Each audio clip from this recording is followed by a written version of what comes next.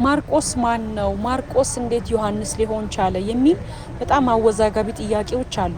ዛሬ ደግሞ የሚናገረው አዎ ማርቆስ ዮሐንስ ነው። ይህንን የሚነግረን መጽሐፍ ቅዱስ ነው። ማርቆስን ዮሐንስ ብለው የሚጠሩት አይሁዶች ሲሆኑ ሮማውያን ደግሞ ማርቆስን ማርቆስ ብለው ነው የሚጠሩት። ስለዚህ ዮሐንስ የተባለው ማርቆስ ተብሎ ነው መጽሐፍ ቅዱስ ላይ የተነገረን። እንደውም የማርቆስ የእናቱ ስም ማርያም ትባላለች። እሷ ደግሞ አይሁዳዊት ነች፣ በኢየሩሳሌም ታዋቂ ሴት ነች። እሱ ብቻ አይደለም። ሐዋርያ ሥራ ምዕራፍ 4 ቁጥር 36 ላይ ያለው የበጉን ሐዋርያት ሊቀላቀል መሬቱን ሽጦ ከሐዋርያት ጋር ተቀላቅሎ ወንጌል ያስቀጠለው ጀግናው ሐዋርያ ባይባልም ትልቅ የእግዚአብሔር ሰው በርናባስ የዚህ የማርቆስ አጎቱ ነበር።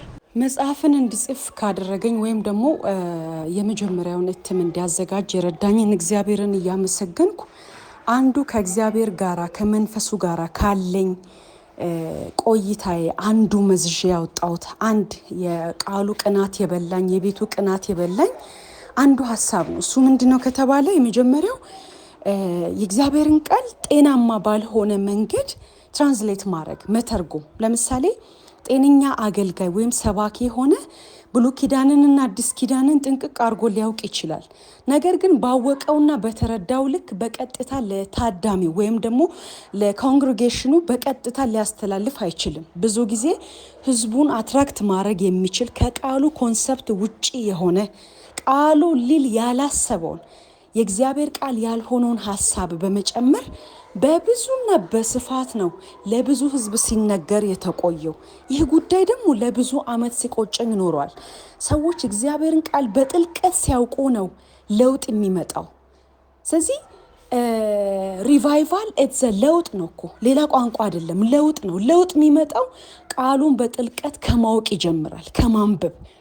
አንዱ የሪቫይቫል ምልክት የእግዚአብሔርን ቃል በኃይል መራብ ነው፣ መጠማት ነው። እሱ ደግሞ የሚመጣው ዴዲኬትድ ከመሆን ነው፣ ከመትጋት ነው። በእግዚአብሔር ቃል እንድንተጋ አልተደረግንም።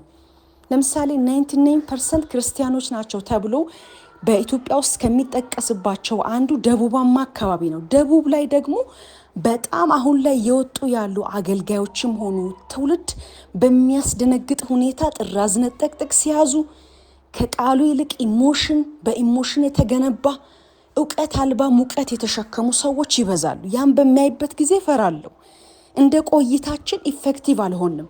ለዚህ ነው የእግዚአብሔርን ቃል በጥልቀት ያልተዳሰሱ ቦታዎች ከነሙሉ ኮንሰፕታቸው ለህዝብ መቅረብ አለበት ብዬ በማሰብ እግዚአብሔር ረድቶኝ ይህን መጽሐፍ ያዘጋጁት። አንድ ጆን ዊክሊፍ የሚባል ከሉተር 100 ዓመት በፊት የተነሳ ሰው በካቶሊክ ቤተክርስቲያን ላይ እሱ በደንብ ያውቅ ነበር። በዚህ ሰዓት መጽሐፍ ቅዱስ የሚነበበውም ሆነ የሚታወቀው መጽሐፍ ቅዱስም የሚገኘው በጳጳሳት ካቶሊክ ቄሶች እጅ ላይ ብቻ ነበርና በላቲን ነበርና ህዝቡ አያውቅም። ስለማያውቅ በላቲን ሲተረጎም በጣም የተንሸዋረረ የተንሸራተተ ሀሳብ ነበር ለህዝብ ይደርስ የነበረው።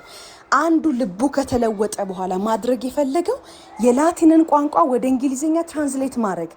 ዋይ ሲባል በየዕለት ተዕለት ቋንቋ ሰዎች እግዚአብሔርን ቃል ሲያውቁ ለውጣቸው የፈጠነ ይሆናል። ያን ማድረግ ደግሞ በካቶሊክ ቄሶች ላይ ያስነሳው ትልቅ ርብሽና ትልቅ ተቃውሞ ቢፈጥርም፣ ነገር ግን ጆን ዊክሊፍ ቆርጦ ተነሳና ከካቶሊክ ተነስቶ ከላቲን ቋንቋ ወደ እንግሊዝኛ ትራንስሌት እንዲደረግና በየዕለት ተዕለት ቋንቋ ህዝብ እጅ ላይ ገብቶ የእግዚአብሔር ቃል እንዲነበብ ያደረገ ብርቱ ሚሽነሪ ነበር። እኔ የሚፈልገው በአሁኑ ሰዓት ያንን ነው። ሰዎች ብሉይ ኪዳንን መጽሐፍ ቅዱስ ምን ማለቱ እንደሆነ፣ ለምን መቼ እንደተጻፈ፣ ለማን እንደተጻፈ፣ ምን ማድረግ እንዳለብን የእግዚአብሔርን ሀሳብ የምናገኝበት ብቸኛው ማዕከል የእግዚአብሔር ቃል ነው። ያንን ለማወቅ እንዲመች ነው እግዚአብሔርን ቃል በግርድፉ የተተው ቦታዎችን በጥቂቱ ብዙ ገብቶኝ ሳይሆን ጥቂት ከገባኝ መካከል ለማብራራት የተጋሁት። ይህም ደግሞ ሀሳቤ ሰዎች እግዚአብሔር ቃል ጊዜ ሰጥተው እንዲያጠኑ። የእግዚአብሔር ቃል በደንብ ስናጠና መጀመሪያ ራሳችንን እናገኛለን። የጠፋንኝ አይደለን? ከዛ እግዚአብሔርን እናውቀዋለን።